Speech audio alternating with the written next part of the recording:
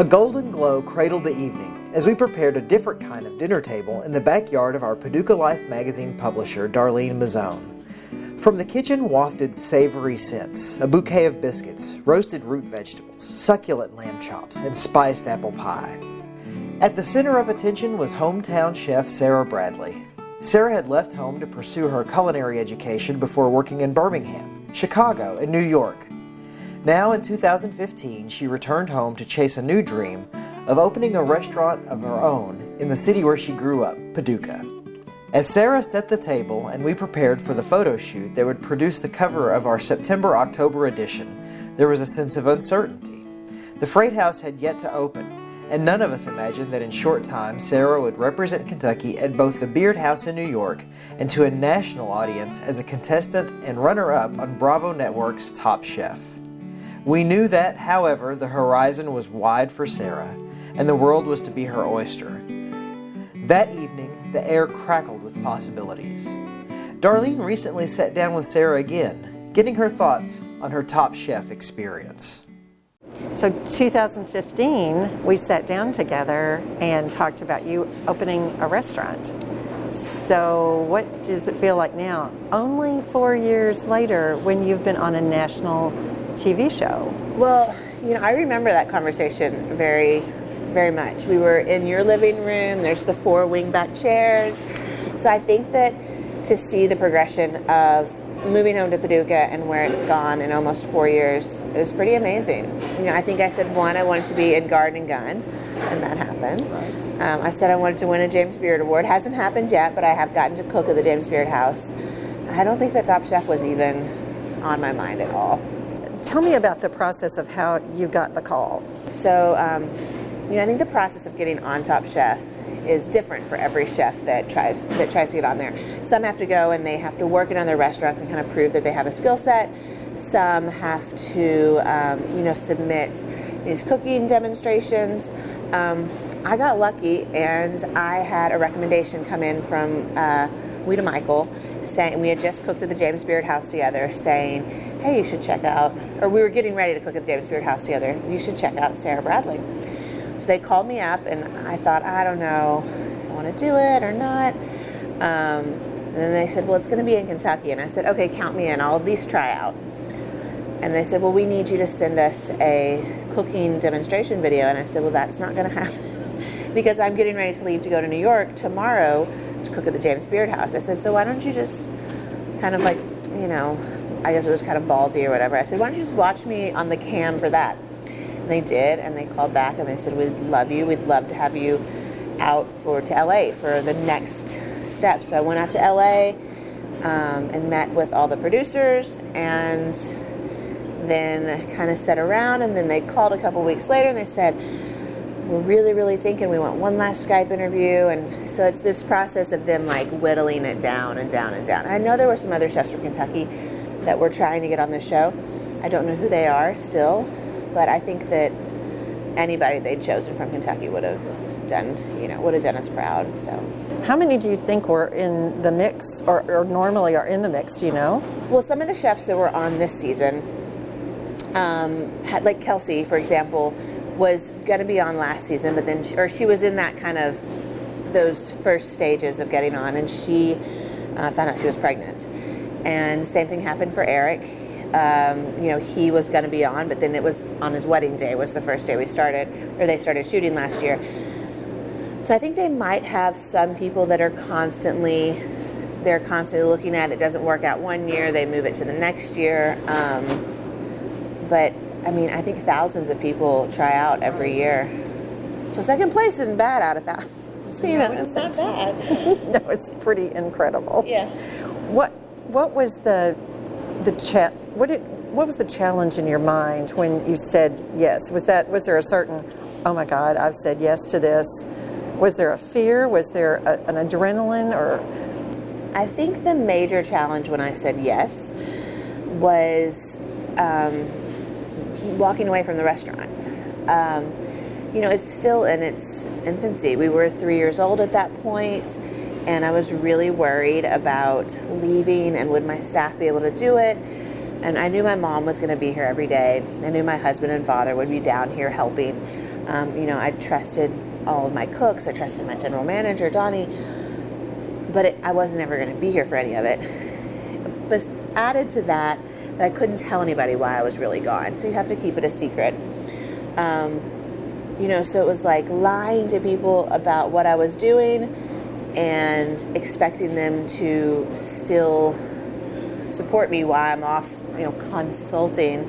So that was a big fear, was walking away from the restaurant. How long were you physically gone? About 3 months. So we were gone for the shooting for about 3 months.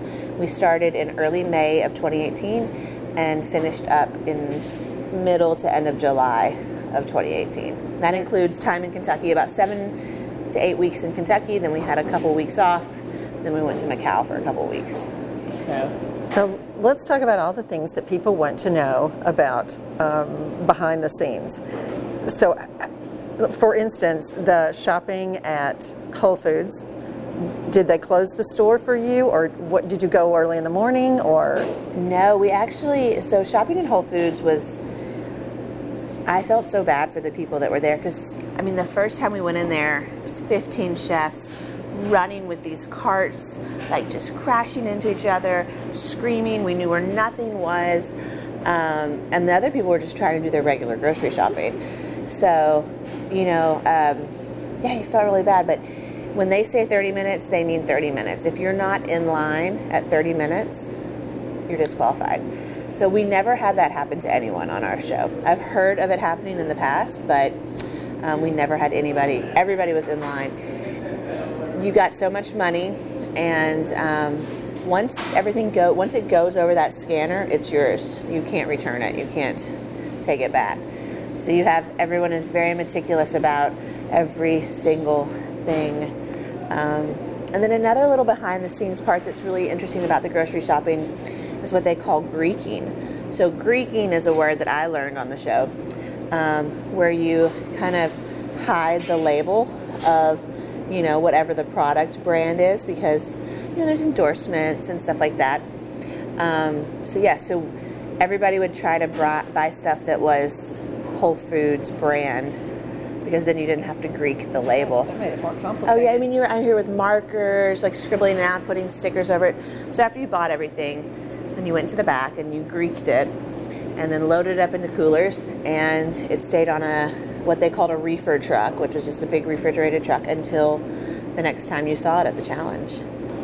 What about the preceding the show? Did you know where any of the locations would be, or do they give you any indication of what's going to happen during the process, where you're going to be, what you're going to be doing at all? All we knew coming into the show, all we knew was Lexington, Louisville, Lake Cumberland. That was the only thing that had been given away. I kind of assumed that being, from Kentucky, like we were going to hit the Rathskeller, we were going to hit the Brown Hotel, we hopefully would go to Keeneland and Churchill Downs. I kind of knew, the places that we would want to show off as a state. But yeah, there were things too that I thought definitely would be on the show to showcase Kentucky, and they weren't there. Yeah. And you can't get country ham at Whole Foods. Just for anybody out there watching, you cannot get country ham at Whole Foods. So and now we know. It was a good thing I brought some with me. Yeah. Did you meet anybody before that first day? How did that go? When did you meet everybody? We all met when we walked. So the opening scene is us all kind of walking into Churchill Downs. We all met about 30 seconds before that. Wow. Yeah. We weren't allowed to talk to each other. We could see each other. We weren't allowed to talk. And they kind of grouped us all together and said, all right, let's do it. And that was it. They kept us all separated for days before we actually met each other. And that's when you knew Kelsey was in the mix. That is when I knew. I walked up and I was like, I know that girl. Like, I know that girl. Like, I know that hair.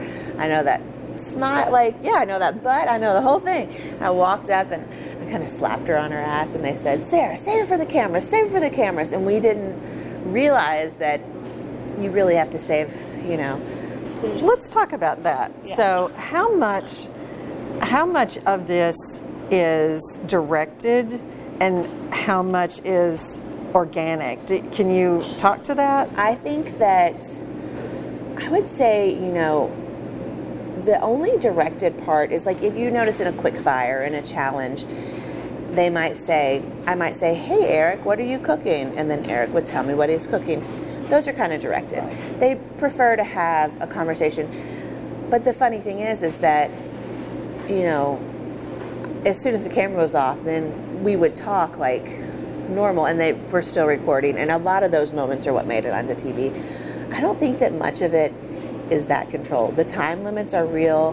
The products, what you have is what you have. That is real. Seeing us run all over the place, that is real. What about the personal moments? I thought that was interesting. Do they tell you, Kelsey was talking to her husband and baby, and Eric, and a couple of the other people too. We're talking to family members. Do they set you up for that? Or does that just kind of, are they just constantly following you around with a camera? No. So some of the things that you are taken, and you can say taken, I will say taken, from you when you're on the show, there's no internet, there's no TV, there's no cell phone, no newspaper, no music, no clocks, no watches. And I think during the show I thought that was like a control thing, but I think it's that they're just trying to make it a level playing field. For some people, for me, not having access to the news was really, really hard. For some people, not having access to music was really, really hard. So they're just trying to make, a nice, even playing field.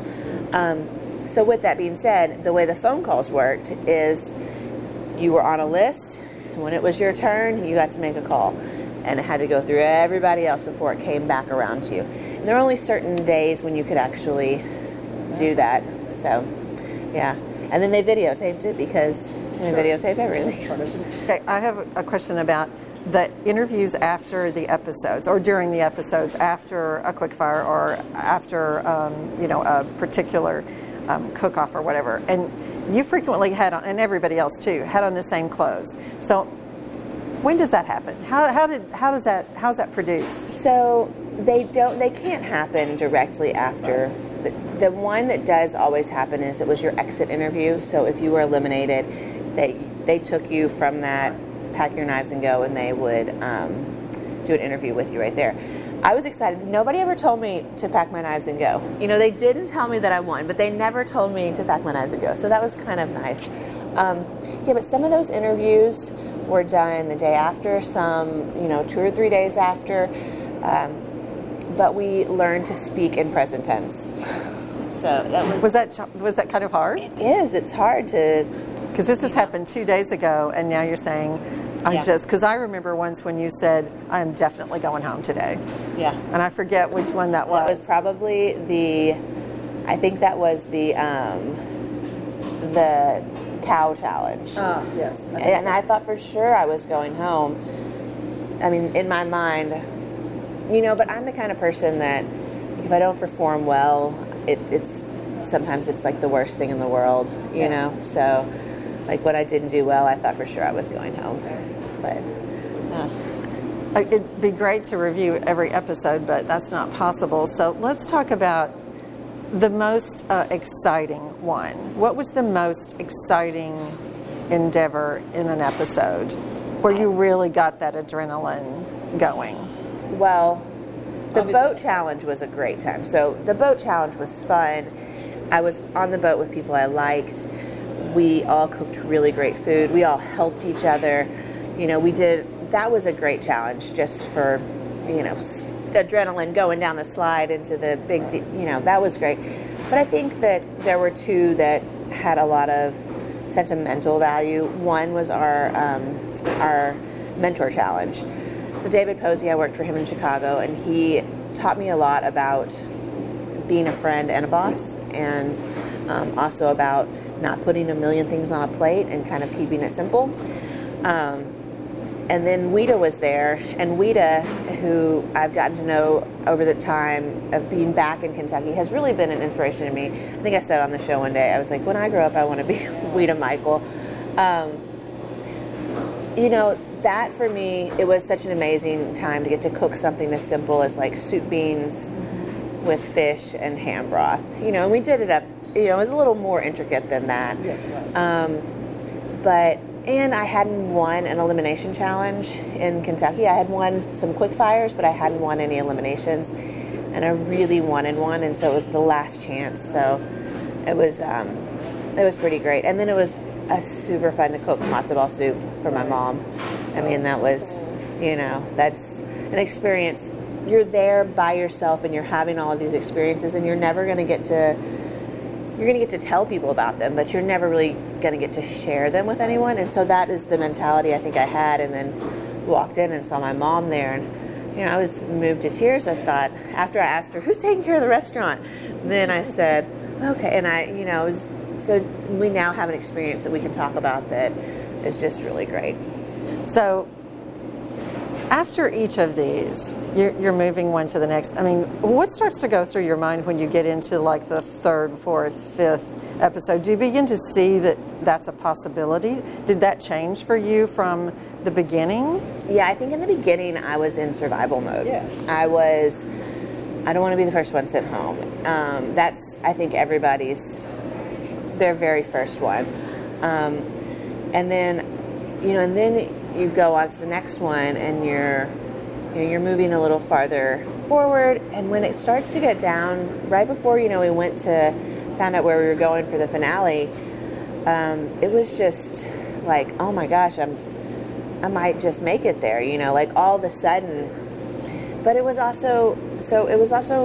bittersweet, because you became really close with people in the house, and then they got sent home. Let's talk about the kitchen scenario in the house was it at Christmas?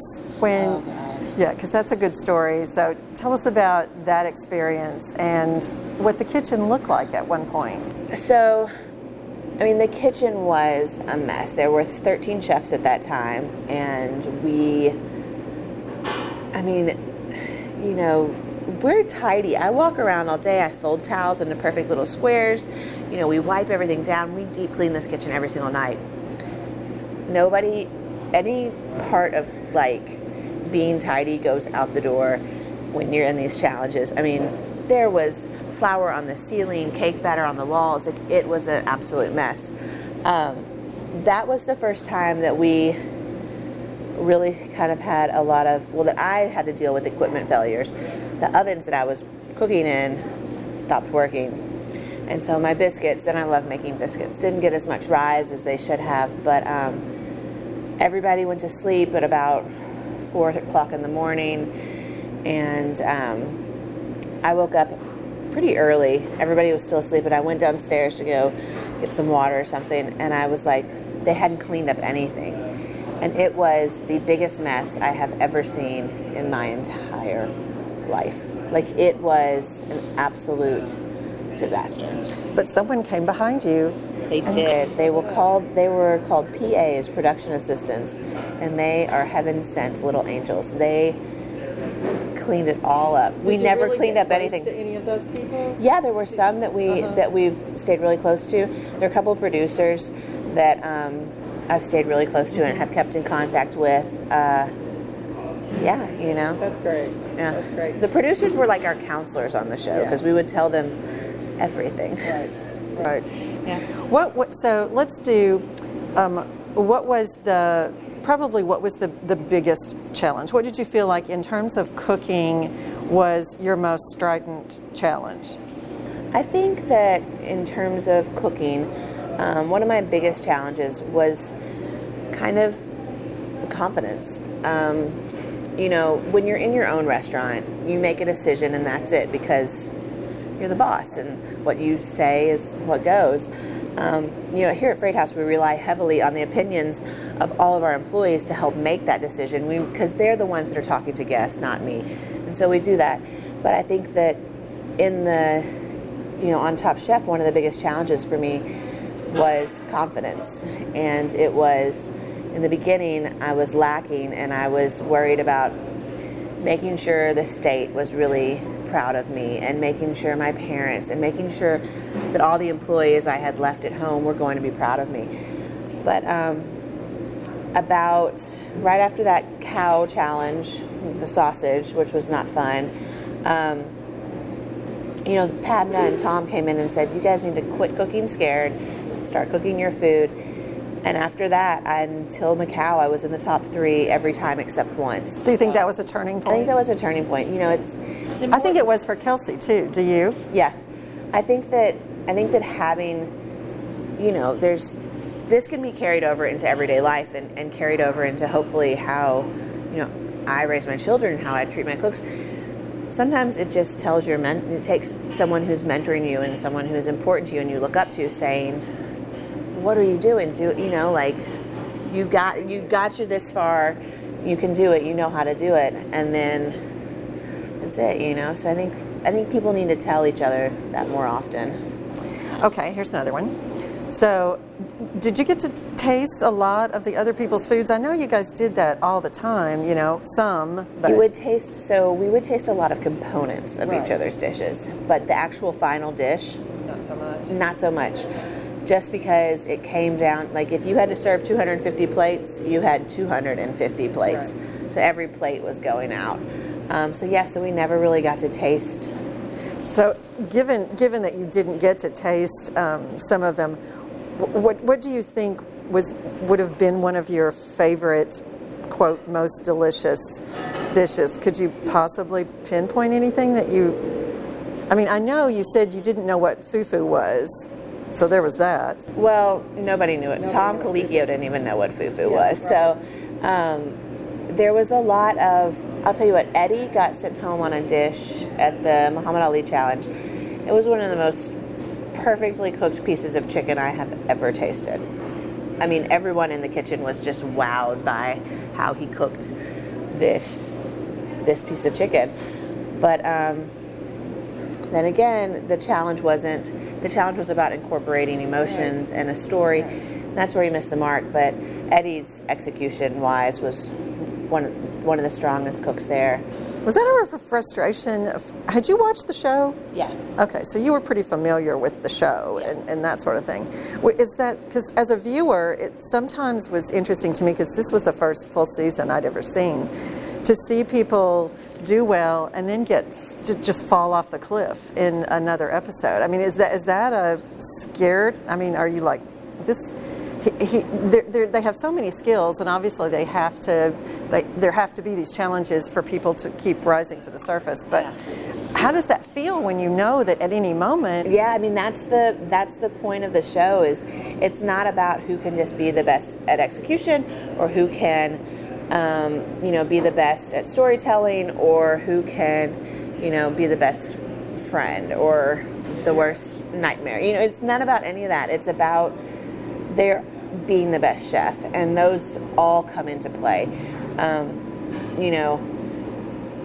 How you treat each other and all that stuff doesn't really have a factor. The judges don't see that, but I think that there is a change in the culture of the kitchen where that is becoming a very important part. So I thought that they did a great job of choosing the cast.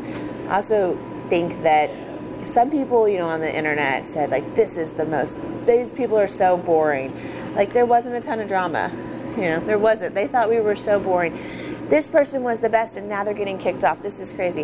I think it just speaks to the fact that everyone there was such a strong chef. Like, we were all competing at such a high level that you never knew if your best was enough to carry you through. Another thing that I learned from watching the past seasons was that these are not cumulative scores. These are each specific challenge based. That was a surprise for me, since I had seen it, that a couple of people who consistently were rising to the top, 2 or 3 shows, and then bam, gone, just blew it on some level for some particular challenge. So I think you can look at Nene and Kelsey and I have remained really close. And, Nene's she's a Southern girl too. She's from New Orleans. And she was doing so well. And then she didn't perform at Restaurant Wars, but it wouldn't be fair to everyone else if they kept someone around. I think Nene, I don't know. I think Nene would have gone really far. She's really amazing, so. talk a little bit about that particular episode. I mean, that blew my mind since I said I'd never seen this before. What was that like? A shit show. Putting a restaurant together. And how long did that physically take? It was not a lot of time at all. So for Restaurant Wars, normally this is the first time I've ever done it with 3 teams. Yeah. And I don't think they'll ever do it again.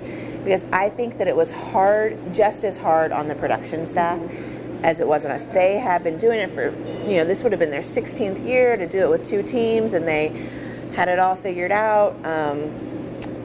But you add another team in there, and all of a sudden they're doing the same job they've been doing with the same amount of people, and they've got a whole other team to take care of. When we found out it was Restaurant Wars, we had 48 hours. That was it. I mean, we had one day to do all the planning and the shopping. The next day we went and we prepped and served food. 48 hours. The time limits are real. When they say this is how much time you have, this is how much time you have. So, so let's take 48 hours of Restaurant Wars plus they turned that into 2 episodes, and it was merited. The judges table was probably, I don't even know, 6-8 hours long of us it felt like longer than that. That is the one, we went home that night after Restaurant Wars was done, and then we came back to judges table in the morning in the same clothes that we had worn the night before. So I was in the same outfit I'd been sweating in all day. And that's when they did judges table. It was just too long of a day to stick all together. And you're standing there and, you find out who the top are and you hear them get all this praise, and then you step to the side and then you come back and they, it's a crazy part. You kind of know as judges table is going on who's gonna get the yeah, you can figure it out. And is there a lot of, I'm assuming there's a lot of time to reset up cameras, do another take, show another. So there's judges table happens and they go through everyone, and then you all go back to the stew room, and sometimes that takes 30 minutes, sometimes it takes 3 hours. And you get to drink while you're waiting, at least. That's not so bad. Always better if you're on the top and you're not worried about it, but if you're in the bottom, you have to sit there and just think about it. And then you go back out and they say who needs to pack their knives, and you hug that person and you don't see them again. Now, the people who, as they were getting eliminated, they all saw each other again. They lived someplace other than the people that stayed, but since I didn't get eliminated till the very end, I never experienced any of that. So some of those people I didn't see until, the very end of it, yeah. Let's talk one more segment about Macau, because that's amazing. How could you possibly put into words what it was like to go out into a market in a foreign country with, a language you don't understand and try and buy ingredients to cook? Well, that's the cool part about, we had to go out into Macau, into a market where we couldn't speak the language. Ingredients we'd never seen, but cooking is universal. I need those razor clams. I got 20 Paducah. Will it work? And they're like, yeah, no problem.